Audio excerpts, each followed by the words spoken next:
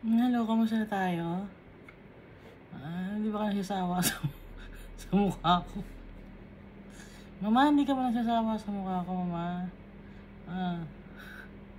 Nanay ko lang. Mama, ikaw lang nanonood na to.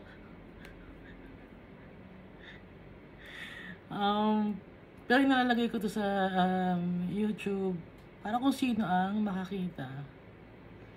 Kasi para sa lahat ang salita ni Almighty Father.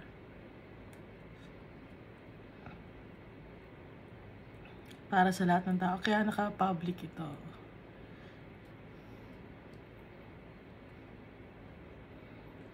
Mag-recap muna tayo, no? Ay, kamusta muna yung New Year na, no? Anong sabi sa ni Almighty Father? Ayaw niya ng drunkenness. Pag New Year na may mga nagiinuman, di ba? Marami nagiinuman. Baka sabihin niya, pag Christian tayo, hindi na tayo magiinom ng mga nakakalasing. Kasi nawawala yung self-control natin. Ang nagiging namamayani na sa atin ngayon is yung naturalesa nating pagkatao na makasalanan. Okay?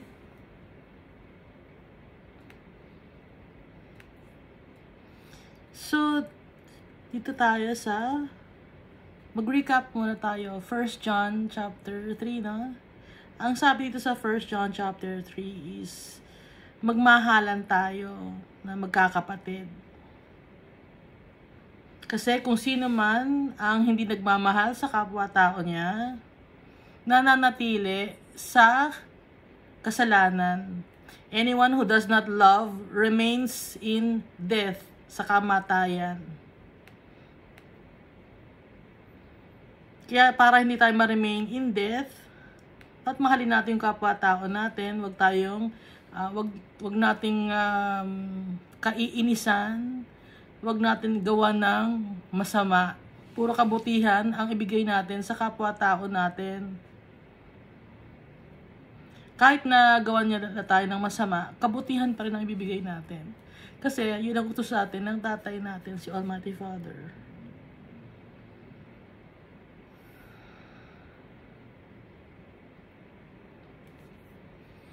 So dito tayo sa 1 John chapter 4. Dear friends, do not believe every spirit, but test the spirit to see whether they are from God, because many false prophets have gone out into the world. Sabi ni John, mag-ingat tayo. Hindi lahat ng spirit ay galing kay Almighty Father. Hindi lahat na nagsasabing Christian sila, ay totoong Christian sila. So, paano natin ngayon madidistinguish kung kay Almighty Father, yung mga prophecy na yon?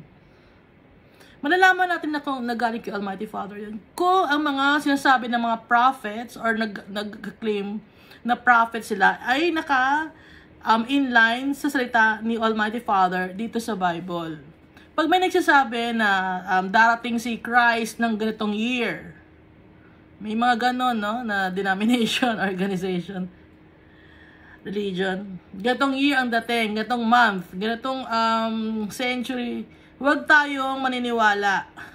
Kasi, kahit nga, inuulit ko, kahit si Jesus Christ, hindi niya alam kung kailan siya ulit magkakaroon hindi niya alam kung kailan ang oras, kung kailan siya ulit bababa dito sa lupa, sa kanyang second coming.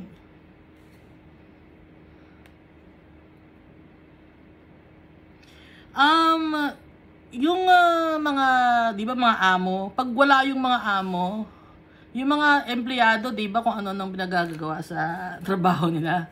Alam ko yan kasi may mga nakikita akong ganon, na sa trabaho nila, paano na sila, papetiks-petiks lang. Pero pag alam na nilang darating yung amo nila, may nag-text na, darating na dyan si yung boss natin darating na, naglilinis na ng bahay, maayos yung lugar, pati yung mga tao, kunyari masisipag.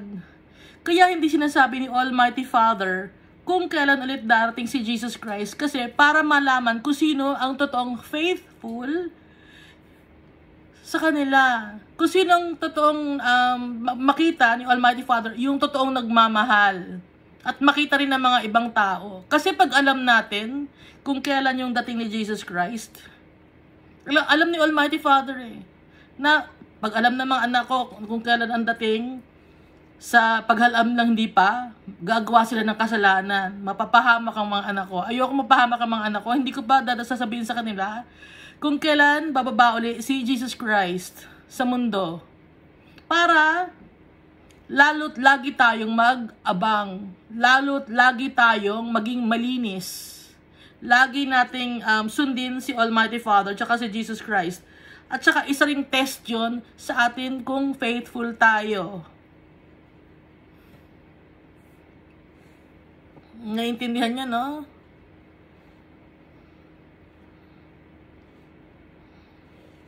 Kaya, hindi sinasabi ni Almighty Father yung oras, year, ng pagdating ulit ni Jesus Christ dito sa lupa. So, kung may mga leader kayo na nagsasabi, ganitong year, humanda na tayo, ganyan ang theme ng denomination natin, ng organization, ganyan ang theme, huwag kayong maniwala kasi hindi yon ang nakalagay sa Bible. Lagi tayong mag-antay. Okay? Di ba nga nung si Paul, inaantay na niya pagdating ni Jesus Christ. Pati itong si John, inaantay niya. So hanggang ngayon wala pa rin, di ba? Kasi, kaya hindi pa bumabalik ulit si Jesus Christ. May mga inaantay pa ang mga tao. May mga flames of fire pa na hindi pa nagiging tao.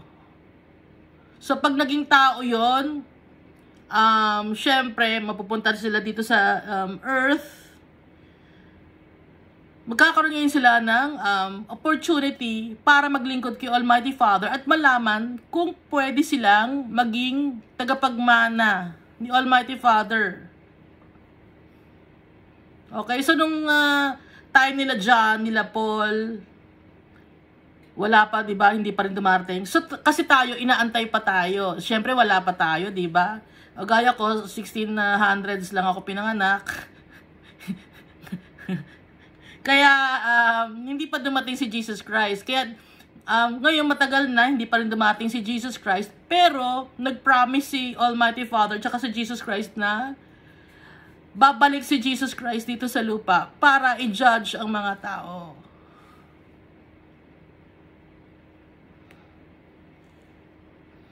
So, may mga inaantay pa rin. Tsaka binibigyan pa rin tayo ng pagkakataon ni Almighty Father na baguhin natin ang mindset natin. Binibigyan ni Almighty Father tayo ng pagkakataon yun na isuko natin sa Kanya ang buhay natin. Mabait si Almighty Father, mapagsyensyoso siya, matiisin siya, inaantay niya tayo. Pati yung mga taong hindi pa rin nagtitiwala sa Kanya, inaantay niya yon. Kasi alam niya na may mga tao pa rin na magtitiwala sa Kanya dahil alam niya, dahil tatay natin siya.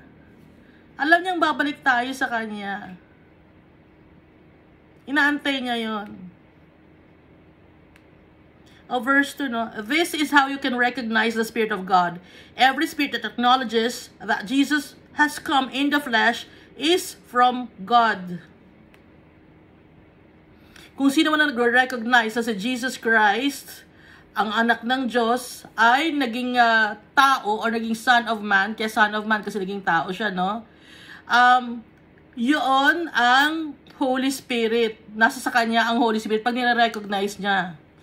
But every spirit that does not acknowledge Jesus is not from God.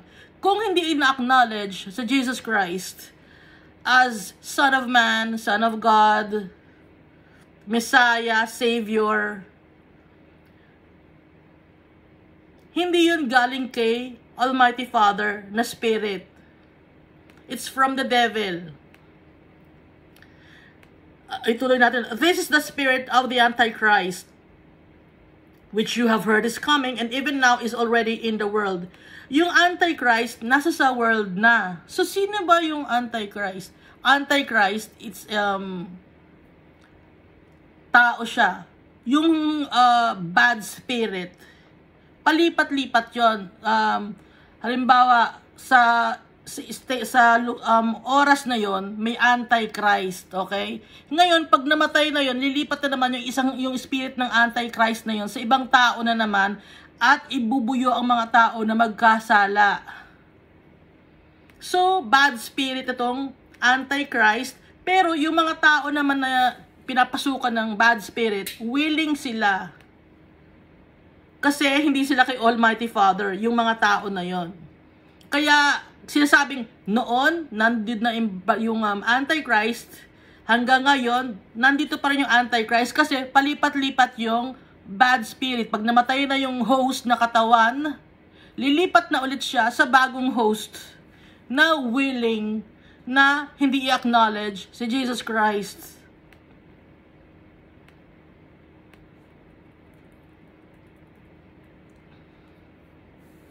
So, ngayon, may mga tao ngayon na kahit na tumutulong sila, philanthropy sila, tumutulong sila sa tao, pero pwede sila maging Antichrist kasi hindi sila naniniwala kay Almighty Father tsaka kay Jesus Christ.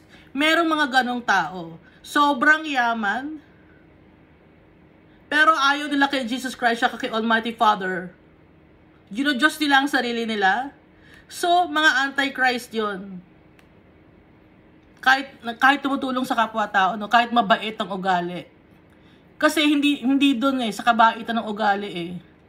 Kahit irespeto mo ang kapwa-tao mo, kung hindi mo i-acknowledge si Jesus Christ na Savior mo, hindi ka masisave. They are from the world and therefore, the verse 4 pala, sorry. You, dear children, are from God and have overcome them, because the one who is in you is greater than the one who is in the world. Mo-overcome natin ang world na to. Kasi kung sino yung nasa sa loob ng puso natin at isip natin, greater yon. Sino bang nasa sa loob ng puso at isip natin bilang isang Kristiyano? Si Almighty Father at saka si Jesus Christ as ang Holy Spirit. They are greater than the one who is in the world. Sino ba yung nasa world na to? Nakaalaban ni Almighty Father at saka ni Jesus Christ. Yun yung mga evil spirits and other principalities at saka yung devil, saka yung mga ginagamit ng devil na mga tao. Kaya wag tayong matatakot kasi greater si Jesus Christ, si Almighty Father, at saka sa Holy Spirit na nasa sa atin. They are from the world and therefore speak from the viewpoint of the world and the world listens to them. So yung mga tao na yon na mayayaman, kasi usually mayaman sila, no? May mga network sila, may clout sila, meron silang hakot, sikat sila, meron silang hawak sa gobyerno. Kaya yung world nakikinig sa kanila kasi yung world masyadong materialistic. Kaya pinapakinggan sila ng world kasi sikat nga sila. Puro kalayawan, kasiyahan sa mundo ang pinapakita nila. Kaya sikat sila. Ngayon na-enjoy naman ng mga tao dito sa world yung mga gawain ng Antichrist. Kaya ayaw nila kay Almighty Father kasi yung lust of the flesh, lust of the eyes, and the pride of life, yun ang ini-enjoy ng mga tao dito sa mundo. Since tayo, kay Christ tayo, we are not of this world. Hindi tayo taga dito. Hindi ito ang totoong bahay natin. Ang bahay natin, sa heaven. Si Almighty Father. Si Jesus Christ, ng Holy Spirit. Kasama ng mga saints in heaven. Doon ang totoong bahay natin. Ituloy natin, ano?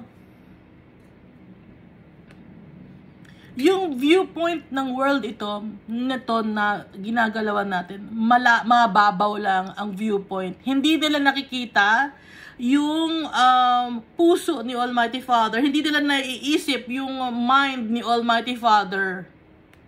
Kasi, akala ng mundo na to na matalino na siya. Pag sinasabi kong mundo, mga tao, okay, na mga naghahari-harian dito sa mundo na sinusunod ng mga taong subordinate nila. Akala ng mga tao kasi na mga leaders ng kung ano-ano, magaling na sila, matalino na sila. Yun ang pinagmamalaki kasi nila, na mayaman sila, na hawak nila ang mundo, na kaya nilang bilihin ang tao. Ngayon tayo, kaya nakikinig ang mundo sa kanila, no? Kasi nabibili yung mga tao. Kaya tayo, hindi tayo magpapabili sa mga tao na yun. Dahil binili tayo ng dugo ni ni Jesus Christ. Yung dugo niya, mas precious yun kaysa sa kung anumang ginto na nandito sa lupa. So we are from God, and whoever knows God listens to us. But whoever is not from God does not listen to us.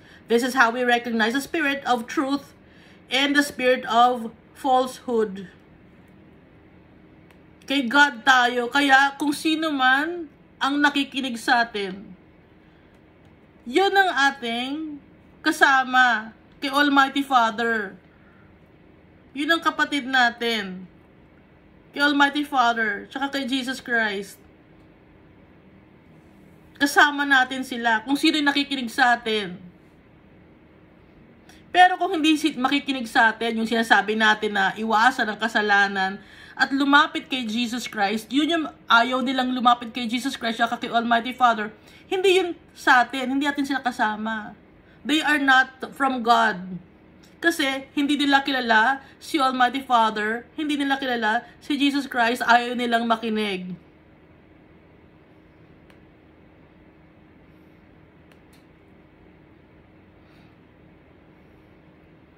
Tuloy natin, dear friends, let us love one another. For love comes from God. Everyone who loves has been born of God and knows God. So dapat tayong magmamahalan. Okay? Kahit nandito tayo sa mundo, hindi lang yung mga fellow Christians natin ang mamahalin natin, kundi lahat ng mga tao, kahit kay Christ sila o hindi. Kasi ganoon si Almighty Father.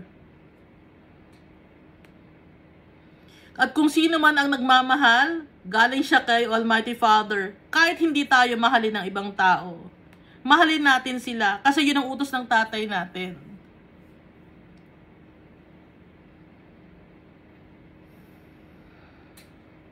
Whoever does not love does not know God, because God is love. Love is not God, okay?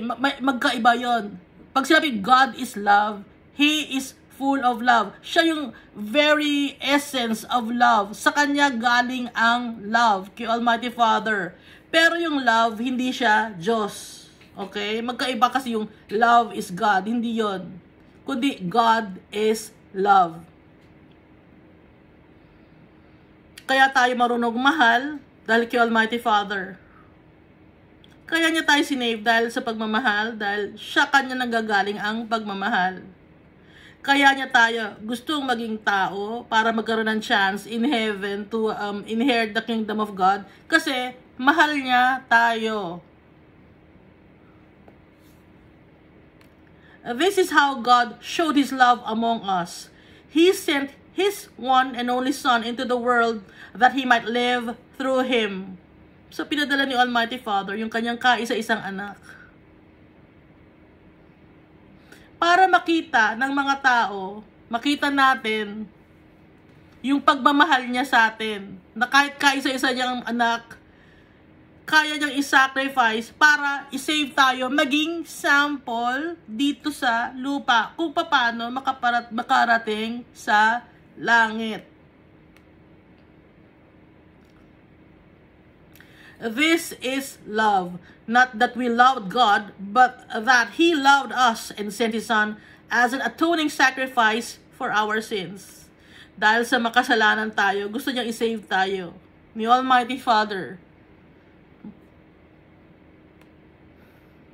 Kaya pinadala niya yung kaisa-isa niyang anak na maging mediator natin, advocate natin. At kung sino man ang hindi kikilalanin si Jesus Christ na anak ng Diyos, na Savior, Savior and the mediator and God, hindi kay Almighty Father yun. Hindi masasave ang mga taong ganun. Kahit gaano pa kabuti ang ginagawa, kahit gaano pa katama ang ginagawa nila sa mundo, kung hindi nila i-acknowledge si Jesus Christ, baliwala lahat ng mga paghihirap nila.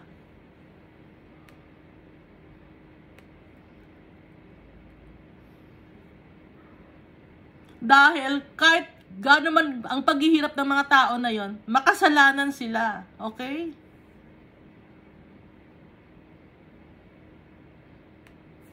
Si Jesus Christ lang, yung blood lang niya makakapaglinis sa atin. Wala nang iba. Dear friends, since God loved us, and we also ought to love one another, no one has ever seen God. But if we love one another, God lives in us, and His love is made complete in us.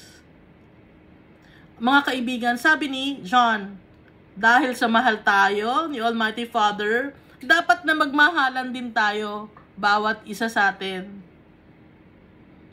Walang nakakakita kay Almighty Father. Kasi di ba hindi nga nagpapakita ng mukha si Almighty Father kay Moses? Dahil maningning ang mukha ni Almighty Father, mamamatay si Moses. Napaka-holy ni Almighty Father.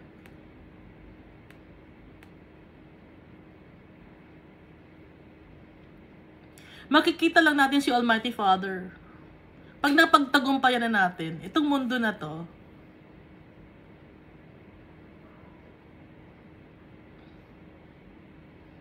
Pag sinabi ko na pagtagumpayan na yung mundo na to, pag kinuha na niya tayo, pag natapos na yung mission natin dito sa mundo na to, since follower tayo ni Christ, sa Kanya tayo, makikita na natin si Almighty Father. Mayayakap na natin siya. Mayayakap na natin yung tatay natin.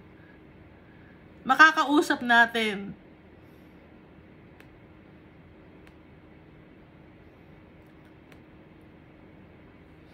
Kaya kung nagmamahal tayo sa bawat isa sa atin, sa mga kapatid natin, sa mga tao, si Almighty Father na mamuhay sa atin. Kasi yung pagmamahal niya ang nakakapag-kumpleto sa atin. Ano nga movie yon? Yung si Tom Cruise ba yon? Tsaka si Renee Zellweger. You Complete Me. Yung may ganong parang love story yata yon. Si Tom Cruise ba yon? Yung sabing You Complete Me. Hindi totoo yun, okay? Sino makakapagkumpleto sa atin? God lives in us and His love is made complete in us. Si God lang ang makakapag-complete sa atin. Makakapag-satisfy sa atin. Si Almighty Father lang. This is how we know that we live in Him and He in us. He has given us of His Spirit. Pinadala niya ang Kanyang Holy Spirit, ni Almighty Father. Kaya alam natin, nananahan sa atin si Almighty Father. Ginagabayan tayo lagi ni Almighty Father, kaya nasa sa atin ang Holy Spirit. And we have seen and testified that the Father has sent His Son to be the Savior of the world. So si John, sinasabi niya, nagte-testify siya, kaya nga itong Bible, testimony to ng mga tao na followers of Christ. Nagte-testify siya na si Almighty Father, pinadala niya yung kaisa-isa niyang anak para maging Savior natin.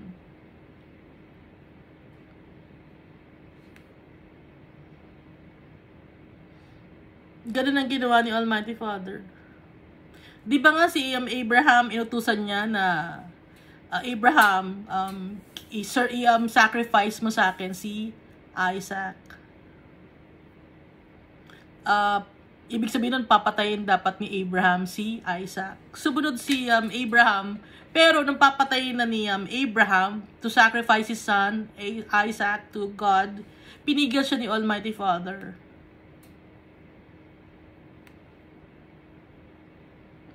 Kasi nakita niya, yung puso ni Abraham, na willing siya to give everything to God.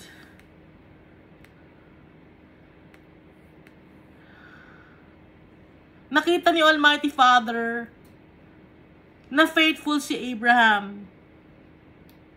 Nakita ni Almighty Father yung sarili niya kay Abraham. Kasi si Almighty Father, anong ginawa ni Almighty Father? Pinadala niya si Jesus Christ dito para maging sacrifice, pinatay ng mga tao. Alam niyang mangyayari yon. Kung si Abraham pinigil niya, napatayin si Isaac para may sacrifice sa kanya. Yung sarili niya mismong anak, hinayaan niya para ma-save tayo dahil mahal tayo ni Almighty Father.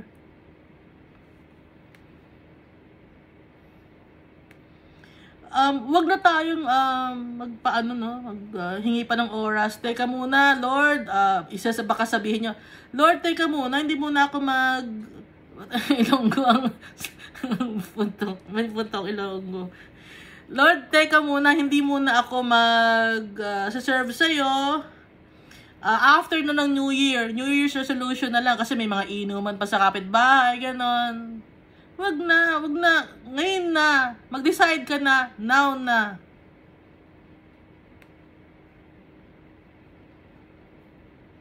Dahil the days are evil. Mabilis ang panahon. Mabilis ang oras.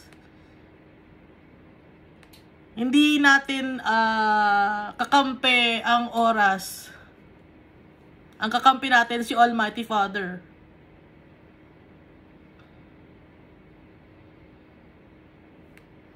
Ituloy natin, God is love. Whoever lives in love, lives in God, and God in them. Kaya, lagi tayong magmamahalan. Laging sinasabi to ni John the Beloved. Siguro kaya siya sinabi niya John the Beloved kasi di ba puro pagmamahal ang sinasabi ni John. At saka malapit siya kay Jesus Christ. Malambing si John. Meek si John. Dahil kasama niya si Jesus Christ, naging siya, sobrang humble din, gaya ni Jesus Christ.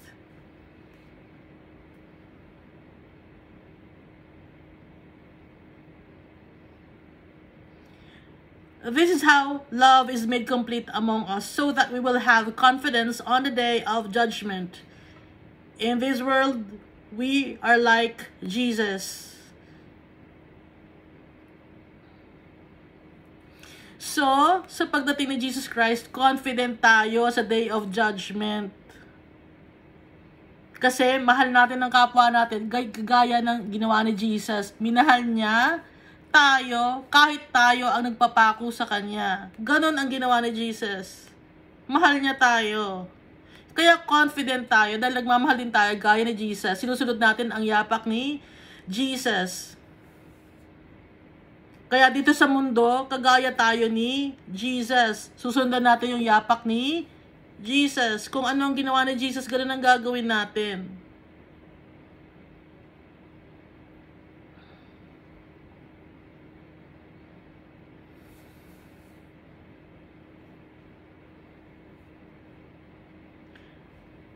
There is no fear in love, but perfect love drives out fear, because fear has to do with punishment. The one who fears is not made perfect in love. Kung may takot ka, hindi ka pa perfected. Kung may takot ka naglingkod kay Almighty Father, takot ka pang ipaglaban si Almighty Father, hindi ka pa perfected.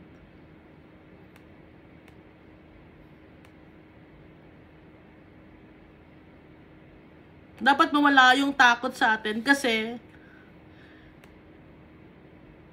yung perfect love Nakakapag-alis yun ng takot. Walang takot kung nagmamahal ka.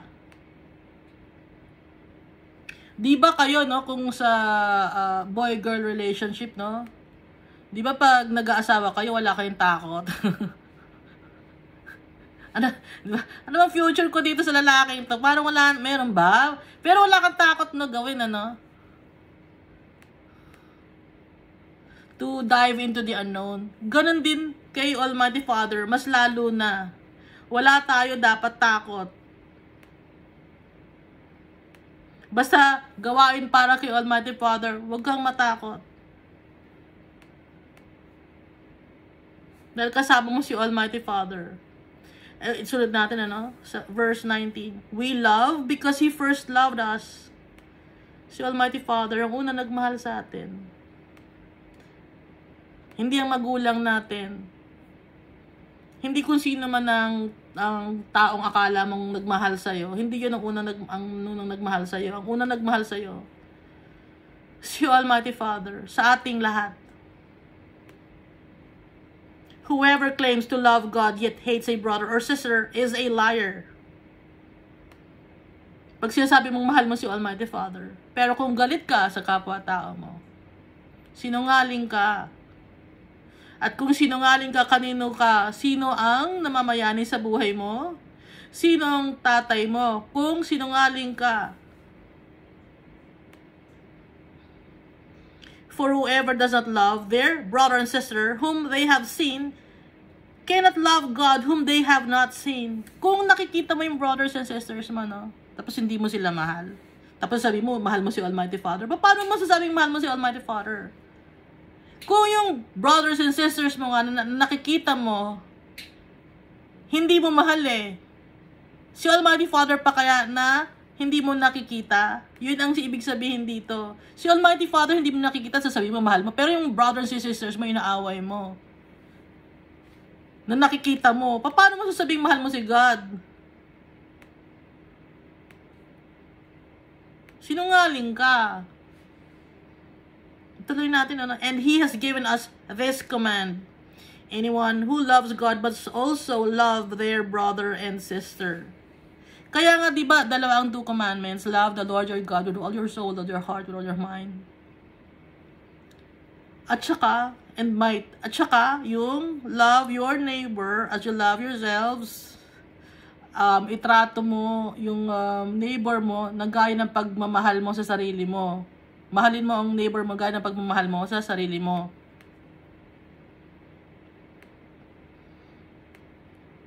So kung mahal natin, sinasabi natin na mahal natin si Almighty Father, dapat mahalin din natin ang tao. Lahat ng tao walang pinipili. Kahit galit man sa'yo ang tao, mahalin mo. Kahit ano pa ang itsura ng tao, mahalin mo. Yun yung pagmamahal na may respeto, no? Hindi yung kasi yung ang akala ng mundo na to pag love, they always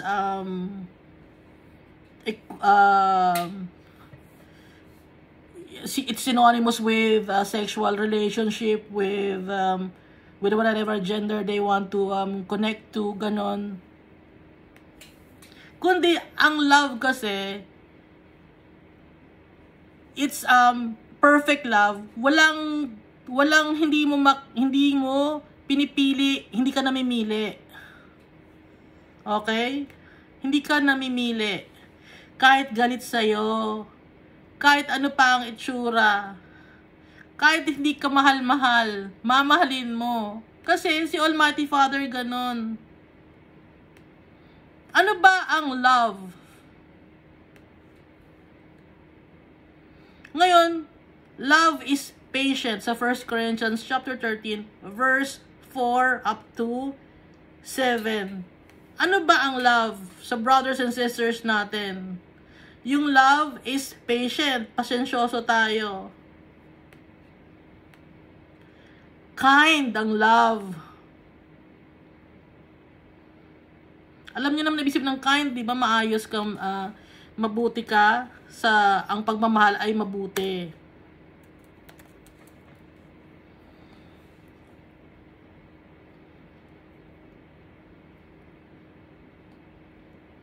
maganda yung pakikitungo mo sa tao. Generous ka sa mga tao, helpful ka sa mga tao, kind yun. Pag mga tao, pinagpe-pray mo, yun ang pagiging kind. Pinagpe-pray mo sila kay Almighty Father. Kung may problema sila nalalapit sa'yo, tinutulungan mo sila. Yun ang pagiging kind.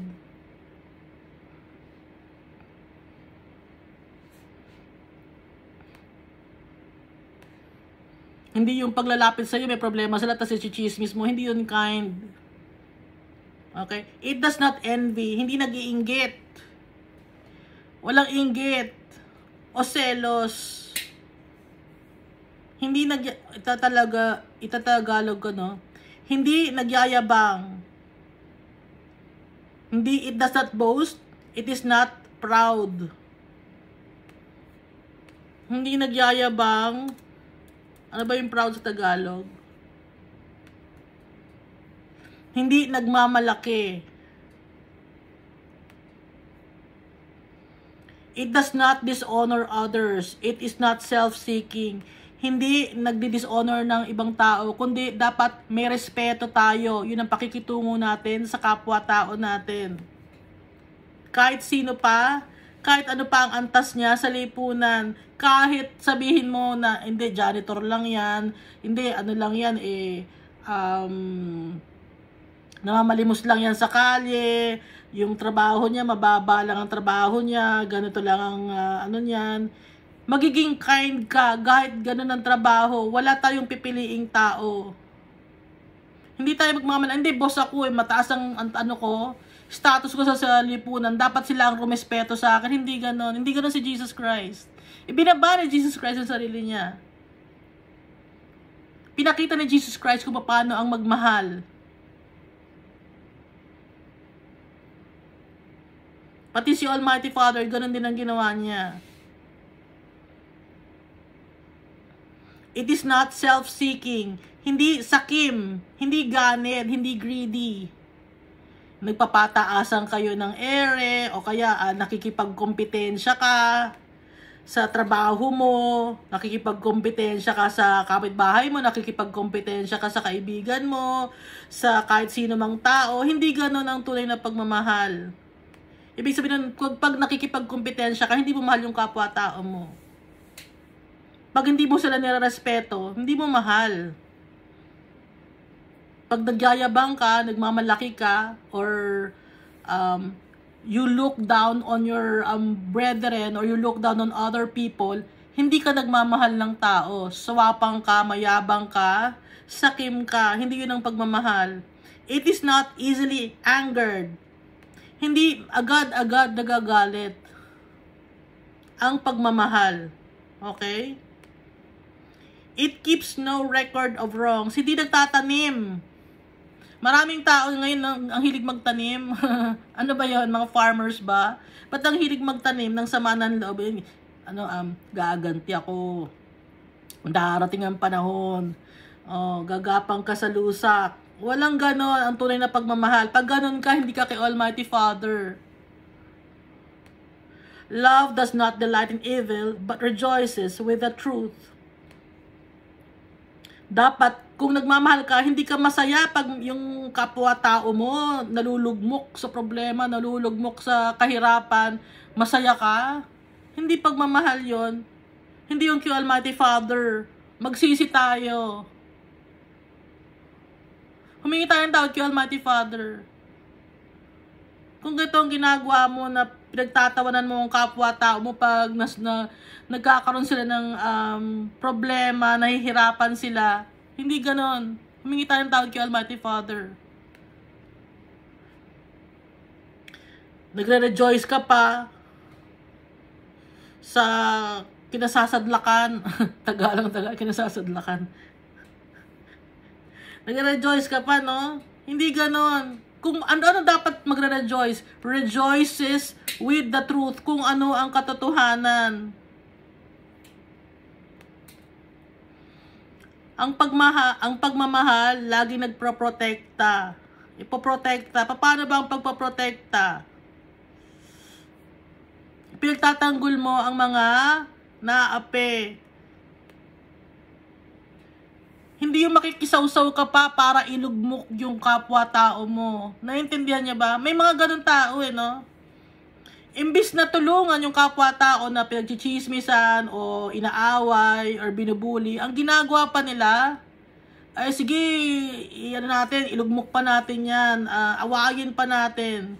Hindi ganon ang nagmamahal sa kapwa-tao. Sa demonyo ka kung ganon ka.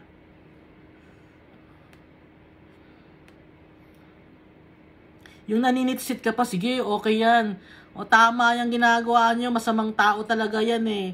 Kahit masama yung tao na yon, hindi dapat ganon ang trato natin. Mamahalin pa rin natin. Always trust. Meron tayong pagtitiwala. Yun ang love. Hindi natin iniisip na baka masama ang gawin niya sa akin. Baka may motive to, may ulterior motive to, kaya niya ako tinutulungan. Yung mga ganong tao na nag-iisip na baka may ulterior motive siya, ba't niya ako tinutulungan? Yun yung mga tao na walang pagmamahal sa puso nila. Sila mismo ang gumagawa ng mga bagay na hindi kay Almighty Father, kaya hindi sila nagtitiwala sa tao.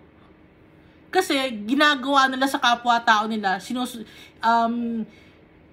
trinatraidor nila. Kaya sila mismo, kung may tutulong sa kanila, ang isip nila ngayon, hindi, may ulterior motive to, baka gagamitin lang ako nito.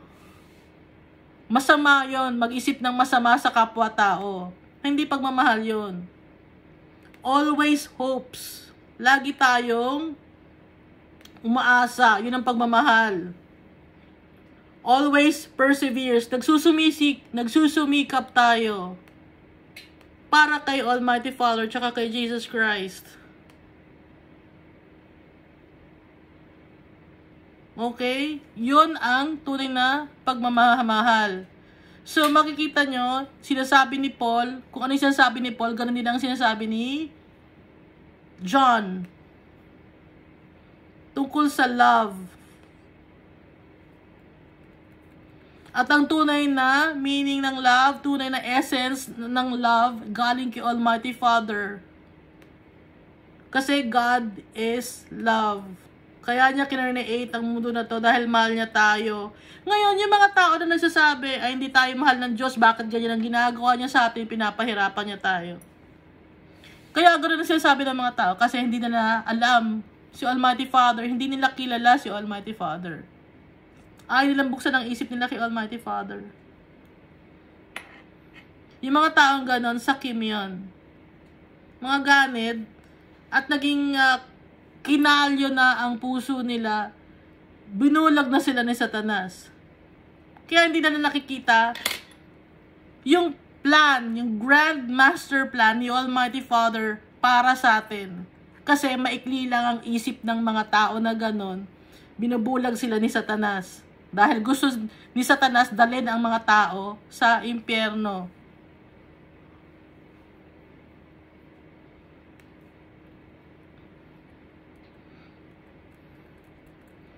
Nananawagan ako na sa mga leaders, no? Nananawagan ako sa mga leaders ng mga denomination ng organisasyon, ng mga denominasyon, organisasyon, ano pa ba? Nagpipreach about kay God, nag-share about kay God. Sabihin niyo sa mga tao to. Sabihin niyo sa mga tao na may kapahamakan na darating sa atin kung hindi natin susundin si Almighty Father. Kasi responsibility natin to bilang isang Kristiyano na isasabi sa mga tao na pag hindi nila sinunod si Almighty Father, may kapahamakan na darating. Wag puro ang pinipreach nyo kasi, no? Yung puro pagpapalain kayo ni Almighty Father, yayaman kayo dito sa lupa. Wag yun na yung ipipreach nyo. Puro mga masasaya ang pinipreach nyo, no? Ngayon, yung mga tao ngayon, nagiging mababaw ngayon sila. Hindi na nakikilala si Almighty Father na pag may na-experience sila na bad event sa buhay nila, nagiging mahina sila. Kasi hindi nila alam ang katotohanan. Hindi nila alam na hindi ito ang buhay natin. Hindi tayo dito.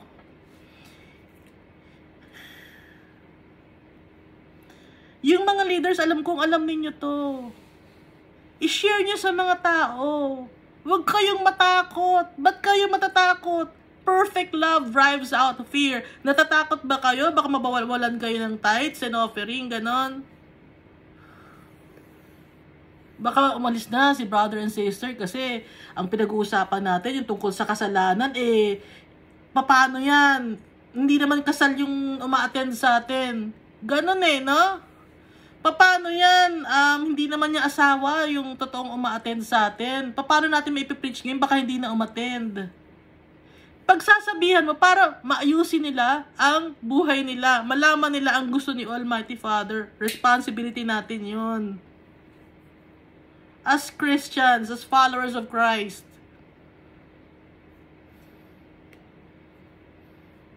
Naiintindihan ba ninyo? Tapos, pagsasabihan din niyo yung mga leader ninyo na mga, di ba meron kayong mga prayer warriors? May mga ganun kayo sa denomination nyo. Pagsasabihan ninyo na kayong mga leader o mga prayer warriors, kung may magpapapray man sa inyo, sarili niyo na lang. Huwag nyo nang i-chismis sa ibang tao. Kasi ginagawa nyo yung chismis. As si brother, ipag-pray natin, kasi ganun ang nangyari sa kanya. O malalaman naman ng ibang tao, magiging chismis na yon.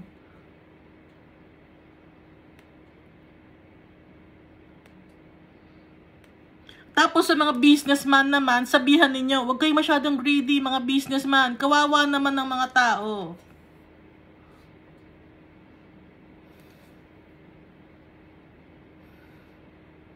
O kung sino man sa inyo ang sumasamba pa sa mga statue, tigilan na ninyo. Sabihin nyo yan, ba't hindi nyo masabi?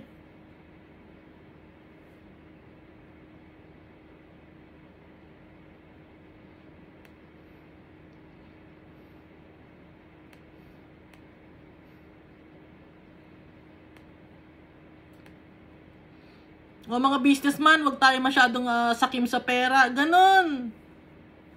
Hindi niyo ba masabi?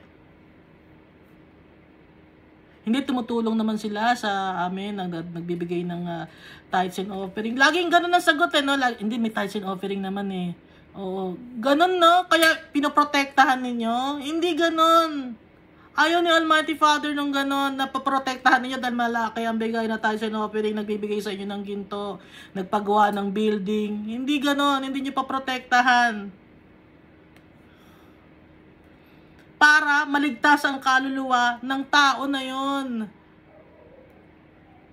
Pero pagsasabihan nyo, with love, para maligtas ang tao na yon. At hindi nyo i-broadcast. Minsan meron ibinabroadcast pa sa buong simbahan or sa buong denominasyon, sa buong meeting ninyo.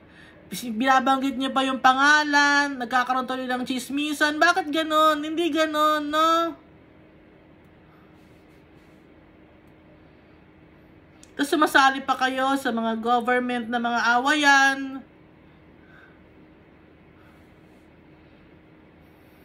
Hindi itong iboto natin kasi Christian yan.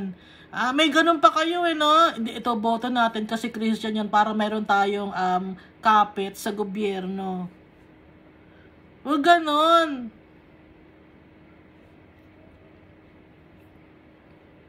Huwag kayong makisawsaw sa sa politika.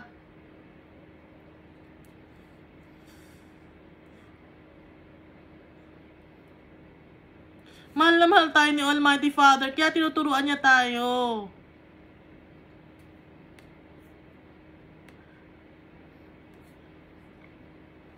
Tapos, pag nagkikisaw-saw ka ngayon sa politika, ganun nakikita mo, hindi naman tunay, maraming asawa yan, kaya hindi natin iboboto. O di chinismis mo na rin yung tao. Kaya hindi mo ibinoto. Ganon. Huwag tayo makikiano sa politika.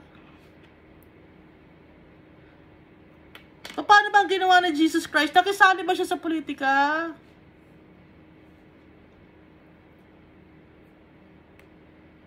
Hindi nakisali si Jesus Christ sa politika.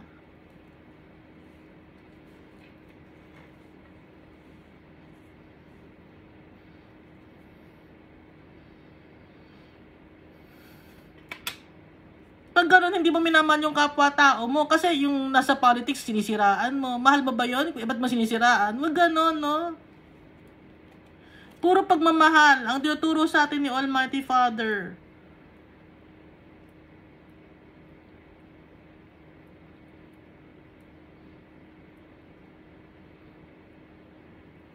Pagmamahal sa Kanya.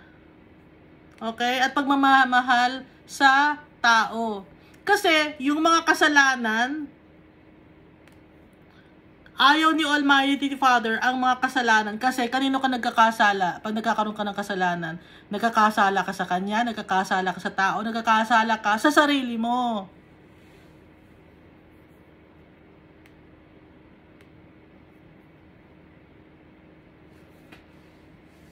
Hindi mo siya mahal, hindi mo minamahal ang kapwa-tao, hindi mo minamahal ang sarili mo. Laging ganon yung summary ng Bible. Nang tinuturo sa atin ni Almighty Father tsaka ni Jesus Christ. Laging tungkol sa pagmamahal, mamahal. Kaya kung tungkol sa pagmamahal, iwawaksin natin yung mga kasalanan.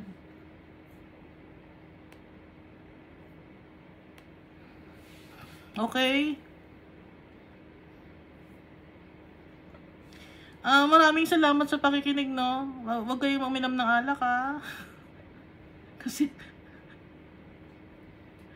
yun ang available, no? Pag nagse-celebrate, lagi may alak. Ay ni Almighty Father na naglalasing. Yung debauchery, ay ni Almighty Father yon. Kung Christian ka, ha? Ngayon, kung hindi ka Christian, pero nakita mo to, nakakanood ka, kahit hindi ka Christian, kinakasap ka ni Almighty Father. Tigilan mo yun. Magtiwala tayo kay Almighty Father. Mahal niya tayong lahat. Hindi niya tayo iiwan. Thank you and God loves us all so much.